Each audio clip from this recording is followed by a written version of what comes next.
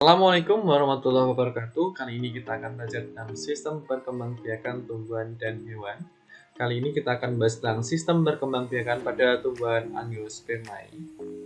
Kita hanya pada bagian perkembangbiakan secara vegetatif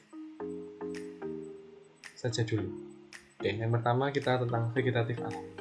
Vegetatif alami ada 7, yaitu dari rizoma, solon, umbi lapis, umbi batang, umbi akar, tunas, dan tunas adventitia. Kita bahas satu-satu.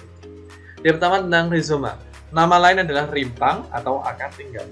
Akar tinggal ini adalah batang tumbuhan yang menjalar pada bagian permukaan tanah. Contoh tumbuhan yang berkembang biak dengan rizoma adalah lengkuas, jahe, kunyit, genjot. Atau istilahnya ini adalah tumbuhan yang berupa limpang seperti untuk jamur. Jadi, tumbuhan ini akan memiliki rimpang seperti ini dan akan muncul tunas. Nah, tunas ini adalah jika kita ambil potong bagian ini bisa nantinya akan menjadi tumbuhan. Dan biasanya unik terhadap kunyit itu akan tumbuhnya akan hilang. Tidak tampak batang dan daunnya pada saat musim kemarau, tapi saat musim hujan dia akan sangat lebat sekali daunnya. Karena memang dia bisa hidup dengan adanya rimpang ini. Kemudian stolon, atau nama lainnya adalah gerage. Jadi ini adalah suatu batang yang tumbuh secara mendatar di bagian permukaan tanah. Bagian tumbuhan yang menyentuh tanah seperti ini nanti akan tumbuh akar. Bagian akar ini dapat ditanam kembali nantinya. Contoh ini tumbuhan ini adalah tumbuhan yang merambat seperti stroberi, antanam, arve, dan tuber.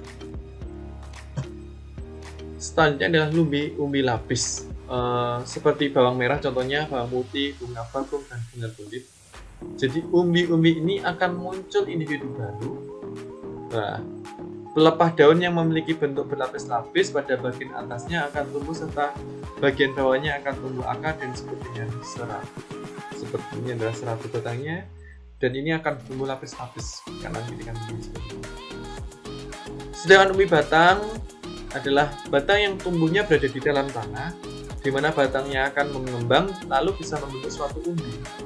Selain fungsinya untuk berkembangbiakan, umbi ini digunakan untuk cadangan makanan dalam bentuk karbohidrat.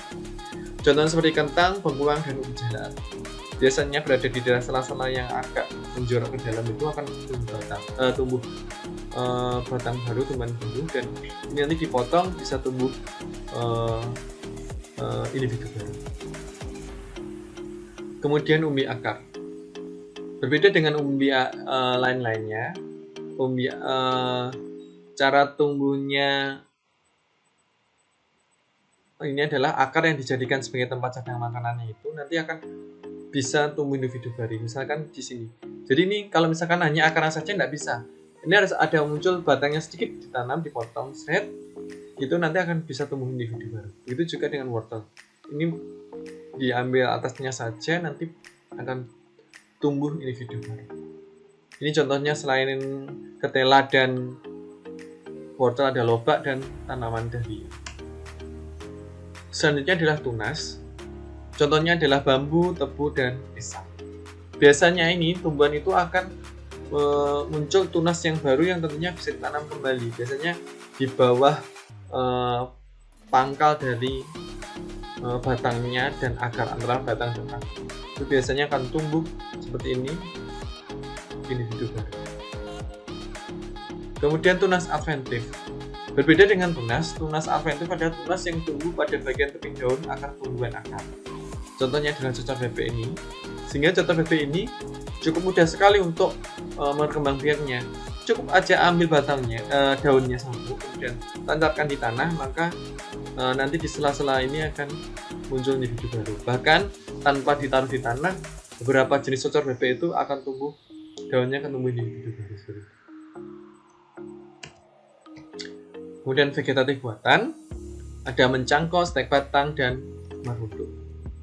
Mencangkok itu ciri-ciri yang bisa dicangkok adalah tumbuhan yang memiliki batang berkayu, contohnya jambu, mangga, belimbing, dan jeruk. Caranya yaitu pilih salah satu dahan yang berukuran sedang, tidak terlalu besar, tidak terlalu muda juga, sehingga dia ya bisa kokoh nantinya untuk ditanam. Kemudian kupas sekitar 15-20 cm atau kurang lebih segitu sampai terlihat batang kayunya itu ya, kayunya, kulitnya aja dibuangkan. Kemudian bungkus dengan tanah yang bungkus, yang tanah subur itu. Kemudian lagi bungkus dengan plastik atau serabut kelapa biar tanahnya tidak terhempas dari tahan. Kemudian apabila sering disirami saja beberapa hari, ditunggu 10-20 hari. Jika muncul daunnya tidak mati, maka ada kemungkinan tumbuh akar di bagian bawah sini, akan tumbuh akar. Bisa dicek, kalau bisa tumbuh akar maka tanaman kita potong dan kita pindahkan ke tanah, ke bagian tempat yang lain di tanah atau di tabur pot, itu nanti bisa tumbuh tanaman. Kelebihan dan kekurangan mencangkok. Kelebihannya kalau mencangkok itu bisa berbuah lebih cepat dibandingkan dengan biji, dan pasti sama dengan sifatnya dengan tumbuhan yang dicangkoknya tadi. Tapi kekurangannya karena akarnya biasanya ini jenis dikotil yang akarnya itu adalah akar tunjang. Nah, karena dia tidak punya akar yang bisa tunjang satu, maka dia tidak kuat biasanya, sehingga umurnya cenderung pendek. Stek ini biasanya untuk tanaman singkong, mawar atau melati. Bahkan singkong itu banyak yang lebih cenderung mengembangkan dengan stek dibandingkan cara vegetatif alami. Sederhana saja, potong bagian batang yang ingin ditanam baru, kemudian langsung tancapkan tanah subur, siram saja secara berkala, cukup sekali saja. Kemudian cukup dengan matahari, tidak perlu dipindah. Kalau sudah tumbuh langsung saja. Biasanya seorang petani singkong itu langsung asal tanam saja. Kelebihan dari tanaman ini adalah cepat menghasilkan tumbuhan baru, namun kemungkinan untuk gagal atau tumbuhan mati itu juga besar. Yang terakhir adalah merunduk. Langkahnya kita siapkan batang tumbuhan yang mudah diatur atau cenderung luntur ke permukaan tanah, dilengkungkan saja. Kemudian tanaman itu dengan menaruh jepit agar tidak kembali ke tempat semula, biar kuat di situ. Kemudian tunggu 1-2 hari dengan memberikan disiram tutupannya hingga tumbuh akar baru, maka potong saja batangnya yang penghubung itu. Nah, itu nanti akan tumbuh tanaman baru. Contohnya itu ada alamanda, sirih, apel, melati, stroberi, dan anggur. Terima kasih untuk pertemuan kali ini. Kita akhiri. Wassalamualaikum.